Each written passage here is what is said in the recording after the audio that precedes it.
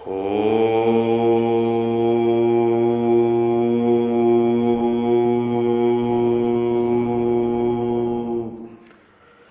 ब्रह्म ज्ञान, महान ज्ञान, मोक्ष मुक्ति का ज्ञान, ब्रह्म ज्ञान, स्वयं के स्वरूप में स्वयं का दर्शन, यही ब्रह्म ज्ञान है। स्वयं के स्वरूप में, स्वयं के पिंड में परम ज्योति का दर्शन, यही ब्रह्म ज्ञान है, यही महान ज्ञान है। परमात्मा कहते हैं जो प्राणी भूतकाल में हो चुके हैं तथा जो वर्तमान में हैं और जो भविष्य में होंगे, उन सब प्राणियों को तो मैं जानता हूं, परंतु मुझे भक्त के सिवाय कोई भी नहीं जानता। परमात्मा कहते हैं, भगवान यही कहते हैं, ईश्वर सर्वेश्वर परमेश्वर यही कहते हैं, वासुदेव सर्वम वासुदेव सर्वम वासुदेव सर्वम। ओम नमो नारायणाय। ओम नमो नारायणाय। ओम नमो नारायणाय। ओम विष्णुवे नमः। ओम विष्णुवे नमः। ओम विष्णुवे नमः। ओम नमो भगवते वासुदेवाय। ओम नमो भगवते वासुदेवाय।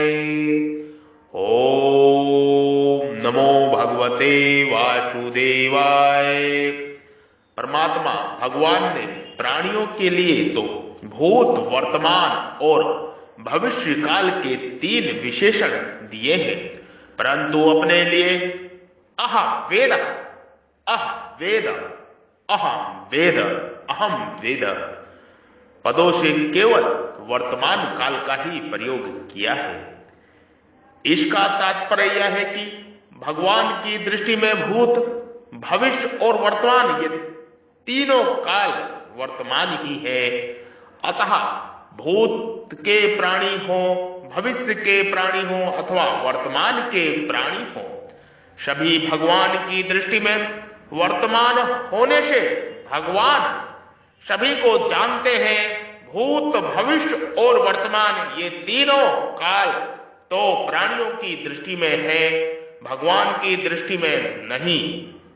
जैसे सिनेमा देखने वालों के लिए भूत, वर्तमान और भविष्य काल का भेद रहता है, पर सिनेमा की फिल्मों में सब कुछ वर्तमान है।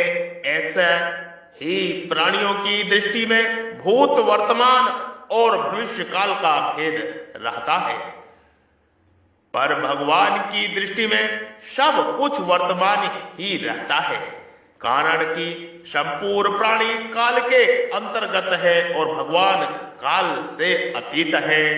देश काल, वस्तु, व्यक्ति, घटना, परिस्थिति आदि बदलते रहते हैं और भगवान हरदम वैसे के वैसे ही रहते हैं। काल के अंतर्गत आए हुए प्राणियों का ज्ञान सीमित होता है और भगवान का ज्ञान असीम है। उन प्राणियों में भी कोई योग का अभ्यास करके ज्ञान बढ़ा लेंगे तो वे युजजान योगी होंगे और जिस समय जिस वस्तु को जानना चाहेंगे उस समय उसी वस्तु को वे जानेंगे।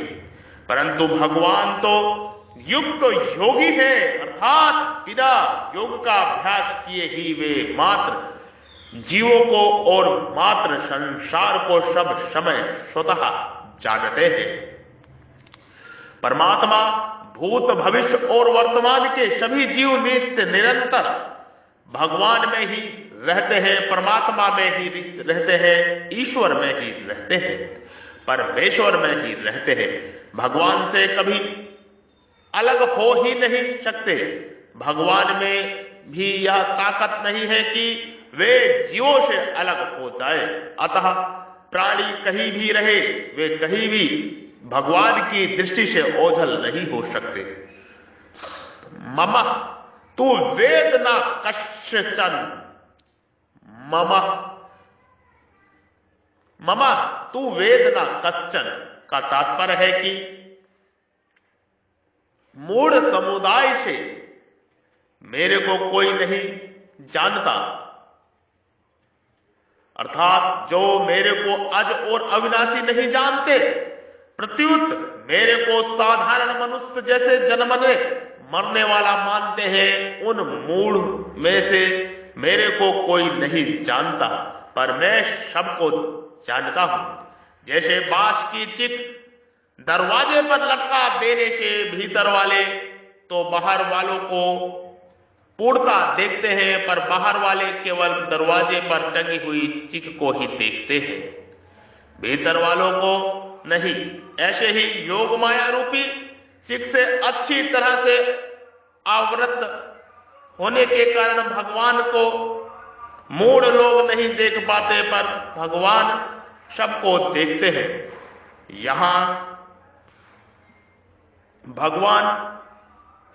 यहां परमात्मा एक शंका होती है कि भगवान जब भविष्य में होने वाले सब प्राणियों को जानते हैं तो किसकी मुक्ति होगी और कौन बंधन में रहेगा यह भी जानते ही हैं, क्योंकि भगवान का ज्ञान नित्य है।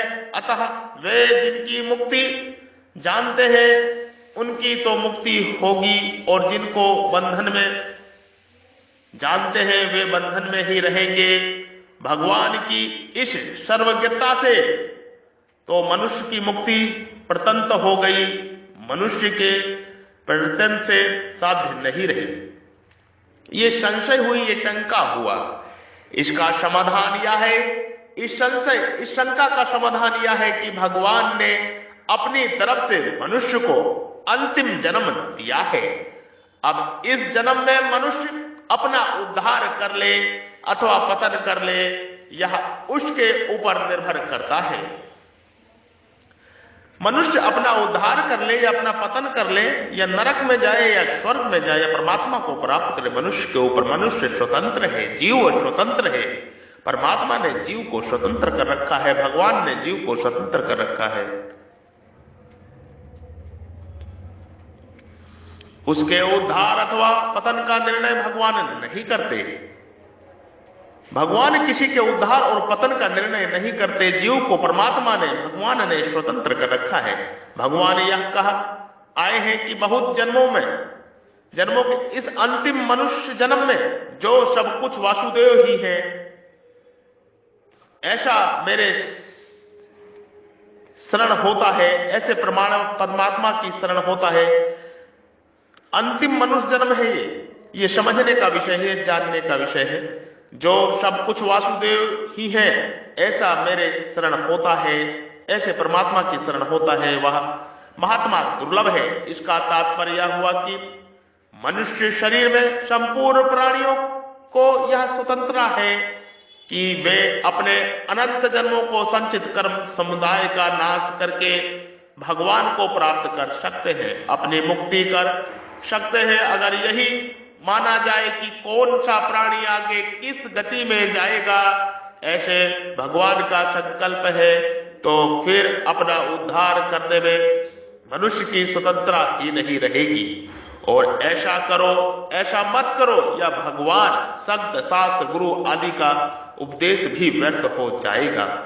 इसके सिवाय जो मनुष्य जिस देवता की उपासना करना चाहता है, उस देवता के प्रति परमात्मा उसकी श्रद्धा दृढ़ कर देते हैं।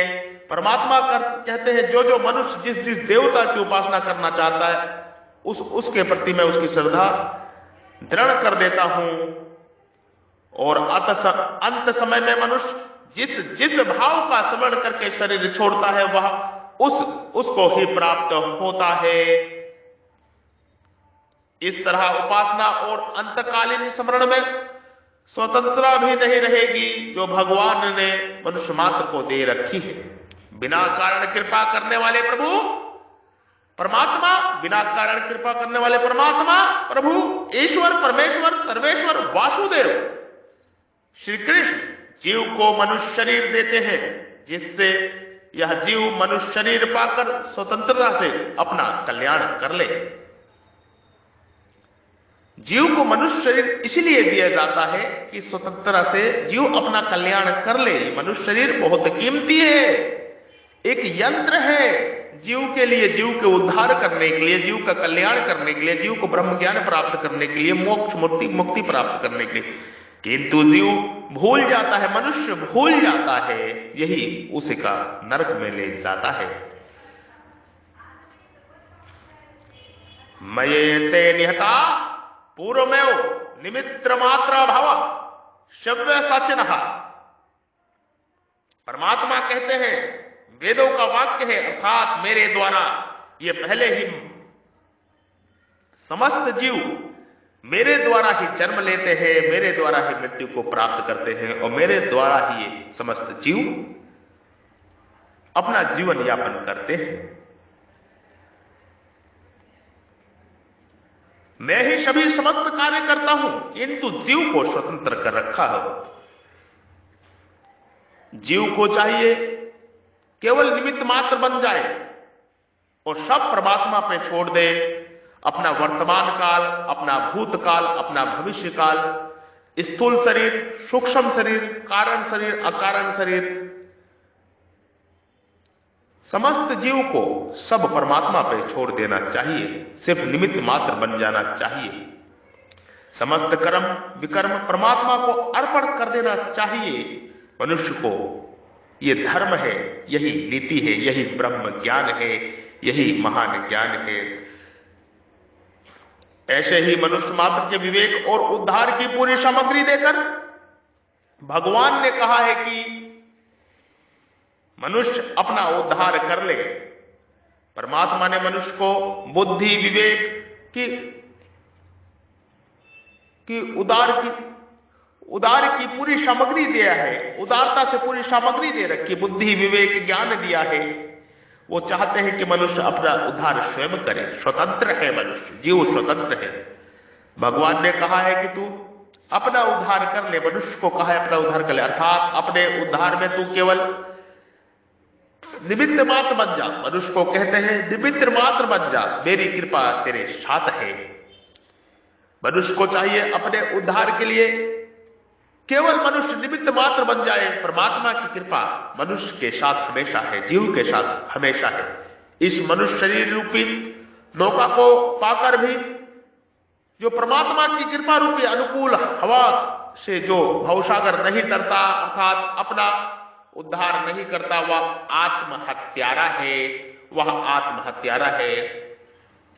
इस मनुष्य शरीर रूपी नौका को, नाव को पाकर जो परमात्मा की कृपा रूपी अनुकूल हवा से जो भवसागर, ये संसार रूपी भवसागर नहीं तरता, अर्थात अपना उद्धार नहीं करता, वह अपना आत्महत्यारा है।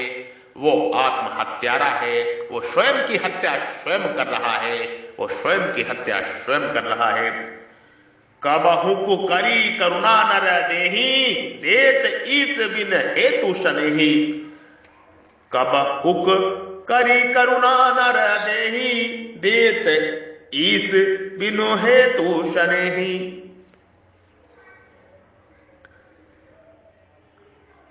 स्वयं को हत्यारा नहीं करना, स्वयं की हत्या नहीं करना चाहिए। भगवान ने कहा है कि जो परमात्मा को सब जगह समान रीति से परिपूर्ण देखता है, वह अपनी हत्या नहीं करता, इसलिए वह परम गति को प्राप्त होता है। इससे यह सिद्ध हुआ कि मनुष्य शरीर प्राप्त होने पर अपना उद्धार करने का अधिकार, सामर्थ, समझ आदि पूरी सामग्री मिलती है। ऐसा अमूल्य अवसर पाकर भी जो अपना उद्धार नहीं करता वह अपनी हत्या करता है और इसी से वह जन्म मरण में जाता है। अगर यह जीव मनुष्य शरीर पाकर शास्त्र और भगवान से विरुद्ध ना चले तथा मिली हुई सामग्री का ठीक ठीक उपयोग करे तो इसकी मुक्ति स्वतः सिद्ध है। इसमें कोई बाधा लग ही नहीं सकती। मनुष्य के लिए यह खास बात है कि भगवान ने कृपा करके जो सामर्थ्य, समझ आदि सामग्री दी है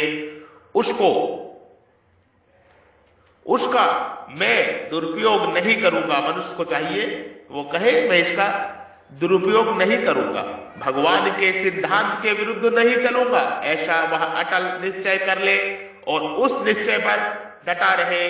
अगर अपनी सामर्थ्य से कभी दुरुपयोग भी हो जाए तो मन में उसकी जलन पैदा हो जाए तो भगवान से कह दे कि हे नाथ, हे परमेश्वर, हे भगवान, हे परमात्मा, मेरे से गलती हो गई है, अब ऐसी गलती कभी नहीं करूंगा। हे नाथ, हे मेरे ईश्वर, हे मेरे मालिक, ऐसा बल दो जिससे कभी आपके सिद्धांत से विपरीत ना चलूं। तो उसका प्रायश्चित हो जाता है और भगवान से मदद मिलती है। मनुष्य की सामर्थ्य दो तरह से होती है। एक असमर्थ या होती है कि वह कर ही नहीं सकता। जैसे किसी नौकर से कोई मालिक यह कह दे कि तुम इस मकान को उठाकर एक मील तक ले जाकर रख दो, तो वह यह काम कर ही नहीं सकता। दूसरी असमर्थ यह होती है कि वह कह तो सकता है कि करना चाहता भी है, फिर भी समय पर प्रमादवश नहीं करता। यह असमर्थ साध में आती रहती है। इसको दूर करने के लिए साधक भगवान से कहे कि हे नाथ, हे परमेश्वर, हे ईश्वर, हे सर्वेश्वर, हे वासुदेव, हे परमात्मा, मैं ऐसा प्रमाद भी कभी न करूं, ऐसी मेरे को शक्ति दो।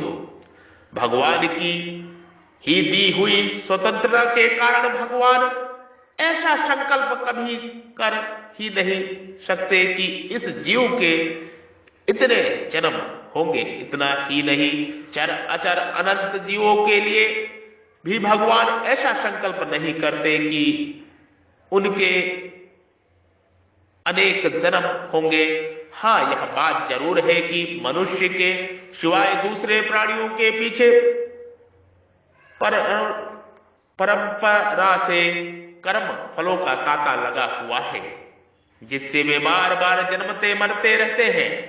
ऐसी परंपरा में पड़े हुए जीवों से कोई जीव किसी कारण से मनुष्य शरीर में अथवा किसी अन्य योनि में भी प्रभु के चरणों की शरण हो जाता है तो भगवान उसको अनंत जन्मों के पापों को नष्ट कर देते हैं। कोटि विप्र बद लगाऊ जायु, कोटि विप्र बद लगही जाहू, आए शरण तजऊ नहीं ताहू, सन्मुख होए जीव मोहि जबहि, जन्म कोटि अगन सहे तबहि। कोटि विप्र बद लगही जाहू, आए शरण तजऊ नहीं ताहू, सन्मुख होए जीव मोहि जबहि, जन्म कोटि अगन सहे तबहि। ये परमात्मा के वाक्य है। परमात्मा ने कहा है, कबहू की करी करुणा नर देही, देत ईस बिन हेत सनेही। जब भगवान सब जीवों को जानते ही हैं तो फिर जिसको बुद्ध जानते हैं वह बुद्ध ही रहेगा और जिसको मुक्त जानते हैं वही मुक्त होगा, क्योंकि भगवान का ज्ञान नित्य है। यह शंका वस्तु, संसार, सत्ता और महत्ता को लेकर हमारी दृष्टि में है। वास्तव में भगवान और महात्मा दोनों की ही दृष्टि में संसार नहीं है, प्रत्युत केवल भगवान ही है। वासुदेव सर्वम, वासुदेव सर्वम, वासुदेव सर्वम। संत, महात्मा, ऋषि, ब्रह्म ऋषि, महर्षि, ज्ञानी जन की दृष्टि में सिर्फ वासुदेव ही है, संसार रूपी माया है ही नहीं। हमने ही अहम के कारण संसार को सत्ता और महत्ता दे रखी है। इसलिए भगवान हमारी भाषा में भूत भविष्य वर्तमान की बात कहते हैं। अगर वे हमारी भाषा में नहीं बोलेंगे तो हम समझेंगे कैसे? जैसे हमें अंग्रेजी भाषा सिखाने वाला अगर अंग्रेजी भाषा में ही बोले तो हम अंग्रेजी सीख ही नहीं सकेंगे। भगवान का ज्ञान नित्य है, सब कुछ भगवान के ज्ञान के अंतर्गत है। उनके ज्ञान बाहर कुछ भी नहीं है, उनके ज्ञान के बाहर कुछ भी नहीं है। वही परम ज्ञान है, वही मोक्ष मुक्ति का ज्ञान है। भगवान के ज्ञान में उनके सिवाय कुछ नहीं है। जीव ने ही अहम के कारण अज्ञान से जगत को धारण कर रखा है। ये धर्म धरेत्य जगतः अतः बंधन और मोक्ष जीव के ही बनाए हुए हैं।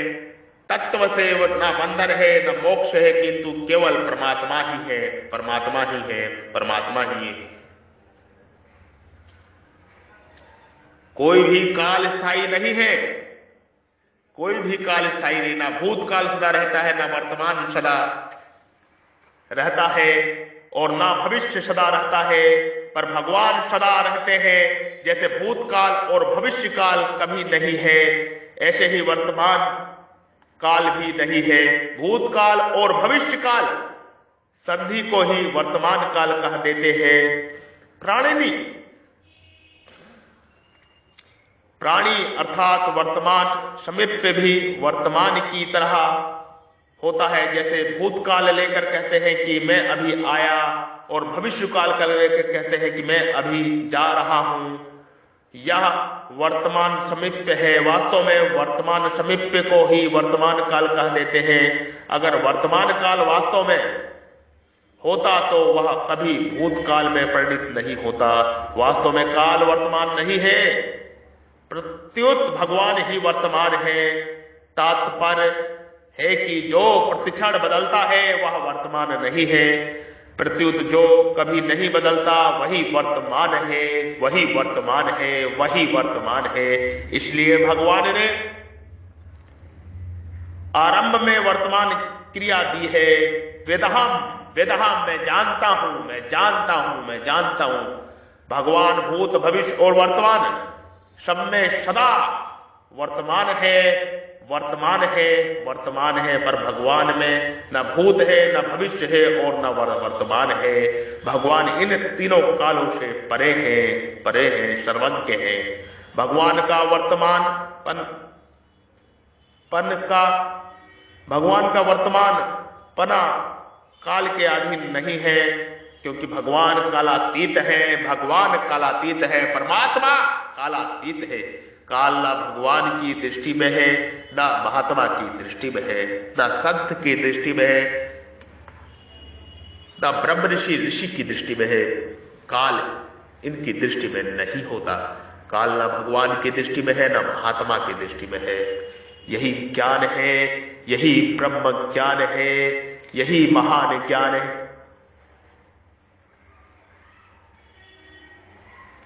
परमात्मा भगवान ने यह कहा है कि मुझे कोई नहीं जानता, तो भगवान ना जानने में मुख्य कारण क्या है?